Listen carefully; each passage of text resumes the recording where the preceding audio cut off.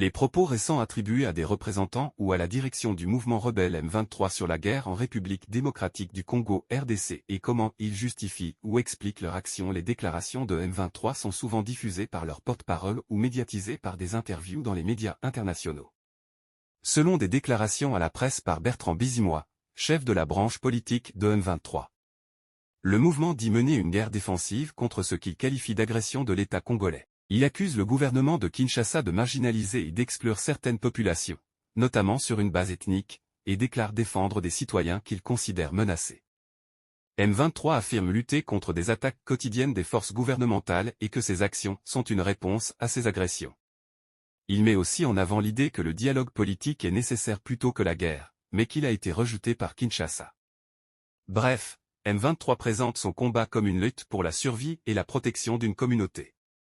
Dans diverses interviews et communiqués, M23 a posé des conditions avant d'engager un dialogue direct avec le gouvernement de la RDC, par exemple la libération de personnes détenues dans le cadre du conflit. C'est une façon pour le groupe de mettre en avant l'idée qu'il est prêt à discuter, mais à ses conditions plutôt qu'à accepter une reddition. Parfois, le mouvement a annoncé des cessez-le-feu unilatéraux pour raisons humanitaires et dit vouloir protéger la population civile tout en niant toute intention d'avancer sur d'autres grandes zones urbaines. M23 répète qu'il ne veut pas étendre indéfiniment le conflit mais qu'il se contente de sécuriser ses positions. M23, via des porte-paroles, a souvent critique le gouvernement congolais, affirmant qu'il n'est pas sincère dans les négociations de paix et qu'il continue à attaquer leur position. Solliciter la reconnaissance internationale de sa position et de ses revendications, tout en rejetant certaines accusations portées contre lui. Le groupe dit que sans reconnaissance des problèmes qu'il soulève, il continuera à se battre.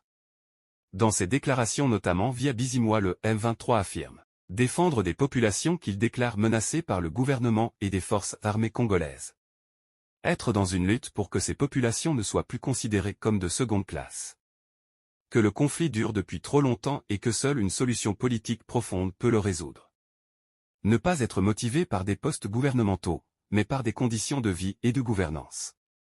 Bien que ce ne soient pas les propos directs de M23, le conflit suscite des pressions diplomatiques et médiatiques autour du rôle de M23 et de ses soutiens. La communauté internationale, y compris l'Union européenne, demande un retrait des forces rebelles et une enquête sur les violations.